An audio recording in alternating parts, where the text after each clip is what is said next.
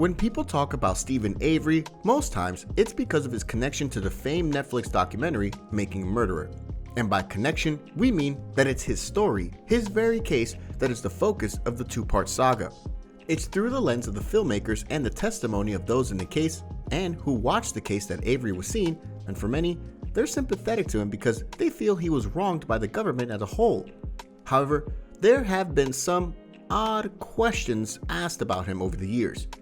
Allow us to ask, what is Steven Avery's net worth? Number 7. His early life. To determine the net worth of a man in jail, we have to go and look at his life early on, and then see what possible worth he did have. And as you'll see, it's not much at first. Steven Avery was born in 1962 in Manitowoc County, Wisconsin, to Alan and Dolores Avery.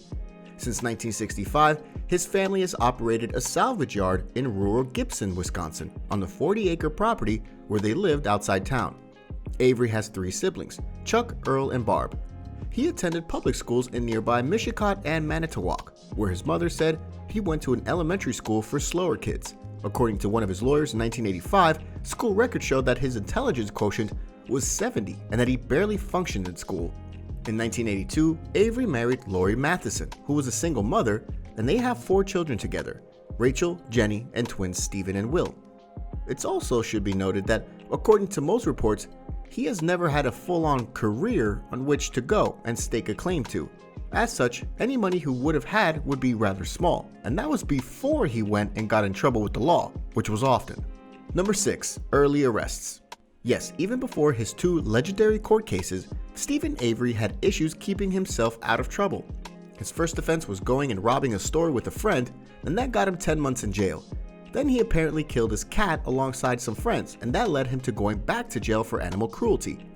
In 1985 proved to be one of the worst years of his life, as apparently his cousin was spreading very bad rumors about him, and he ran her off the road and pointed an unloaded gun at her to get her to stop doing that.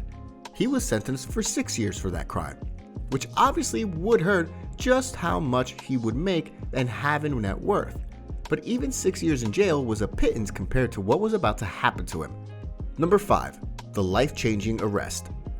In July of 1985, a woman named Penny Bernstein was assaulted and violated while on a jog one day. During a photo lineup, she said it was Avery who was the attacker. A good thing? Sure, if she pegged the right guy. Avery, though, was 40 miles away in Green Bay shortly after the attack, an alibi which is supported by a timestamped store receipt and 16 eyewitnesses. One of the eyewitnesses would usually be more than enough to cast doubt on what happened, or at least in an unbiased trial it would. Avery was arrested and charged with the crime, getting 32 years in jail for it. What's worse is that 2 different appeal attempts were denied in subsequent years. In 1995, a detective made a call to the jail that Avery was at and noted that an inmate had admitted committing an assault years ago in Manitowoc County and that someone else was in jail for it. The sheriff at the jail didn't believe him, and thus Avery remained in jail. He was only freed in 2002 when the Innocent Project used DNA evidence to prove that Avery was innocent and that a man named Gregory Allen had done the deed. After going free, it would have been fair to assume that Avery would have tried to get back to his life and try to build up his net worth, but he only had the briefest of chances to go and do that. Number 4. Theresa Halbach. Theresa Halbach was a photographer born in 1980. 25 years later, in early November, she went missing and her parents called in to the police to let them know that their daughter was missing.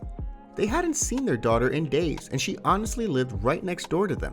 So if anyone would notice that she was gone, it would be her parents. Halbach was known to have visited the Avery salvage yard in Manitowoc County on October 31, 2005, just days before her death. On November 10, 2005, following the discovery of her Toyota RAV4 vehicle partially concealed on the Avery property, Calumet County Sheriff Jerry Pagel conducted a search and found the charred remains of Halbach. Her cell phone, license plates, and car keys were also recovered. Fast forward a few days and Steven Avery's blood was found in her vehicle, a clear sign that he was involved in part or in whole with what happened to her. Avery was charged with the kidnapping and murder of Halbach, mutilation of a corpse, and illegal possession of a firearm. Number 3. Controversial element. The court case against Avery has been scrutinized heavily over the years by multiple parties, not least of which was that some of the county sheriffs and law enforcement who were involved in proving Avery guilty of the previous crime were allowed to investigate the new case despite there being a civil suit by Avery against them. More on that later.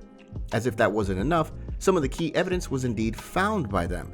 But as Avery's lawyers noted multiple times, not only was there a conflict of interest, there was evidence that was clearly tampered with, including a vial of Avery's blood from his wrongful conviction that had been unsealed, and a puncture wound was in the top of it as if to draw blood from the vial.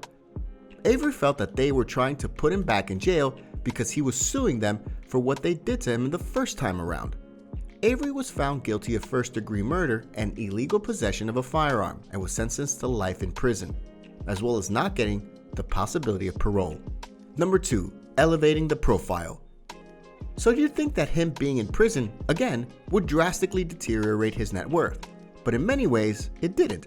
You see, it was after his 2 cases that Making a Murderer was done, and it was here that Avery went from just another criminal in jail to someone who was a poster boy for the injustice of the law in the eyes of many.